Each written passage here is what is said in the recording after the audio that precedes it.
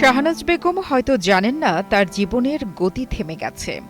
এক চিলতে ঘর, চুপচাপ একটা বিছানা, আর সেখানেই পড়ে আছেন শাহনাজ বেগম। কারো নাম ধরে ডাকেন না, ডাকবার শক্তি নেই, বাকশক্তিও হারিয়েছেন বহুদিন আগে। শুধু অপলক তাকিয়ে থাকেন ছাদের দিকে। হয়তো খুঁজে ফেরেন তার হারিয়ে যাওয়া স্বামীকে, হয়তো অপেক্ষায়ও থাকেন মৃত্যুর নীরব কোলে ঘুমিয়ে পড়বার। কুষ্টিয়া জেলায় জন্ম নেওয়া শাহনাজ বেগম দাম্পত্য জীবনে স্বামীর সঙ্গে লালমনিরহাটে পাড়ি জমান। সন্তানহীন এই দম্পতির সুখের সংসারে ছিল ভালোবাসা, কিন্তু ছিল না ভবিষ্যতের নিশ্চয়তা। স্বামীর হঠাৎ মৃত্যু যেন ছিন্ন ভিন্ন করে দেয় সব স্বপ্ন।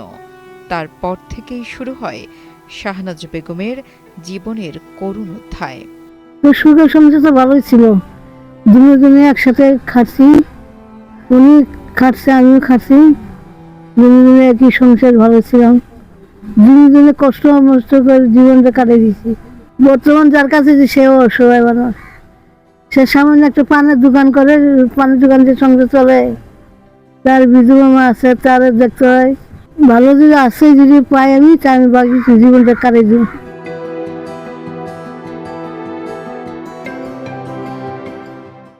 স্বামীর মৃত্যুর পর মাথার উপর ছিল না কোনো ছাদ, পায়ের নিচে ছিল না মাটি। কখনো অন্যের বাড়িতে কাজ করেছেন, কখনো ইট ভেঙে সংসার চালিয়েছেন, কখনো পথে বসেছেন হাত পেতে।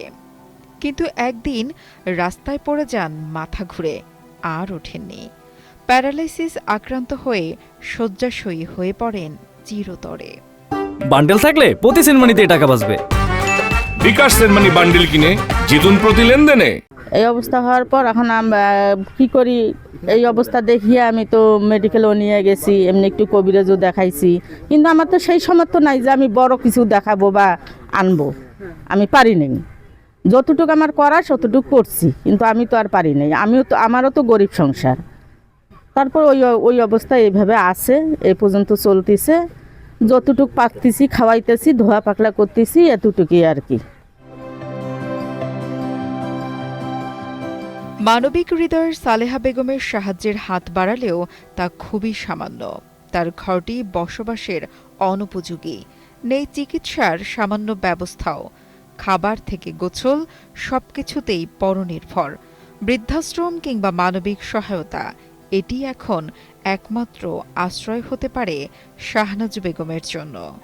তার শেষ জীবনে যদি একটু সম্মানের সাথে বেঁচে থাকার সুযোগ দেওয়া যেত, তাহলেই যেন কিছুটা স্বস্তি মিলত এই সমাজের বিবেকেও। এনার জানি একটা সুস্থ ব্যবস্থা হয় বা একটা সুন্দর আশ্রয় হয়, এনার জানি ট্রিটমেন্ট হয়, এরকম একটা আমরা আশা করতেছি দেশবাসীর কাছে। এখন চিকিৎসা বাদী কোনো কিছু হইতেছে না, খাওয়া দাওয়ার সমস্যা।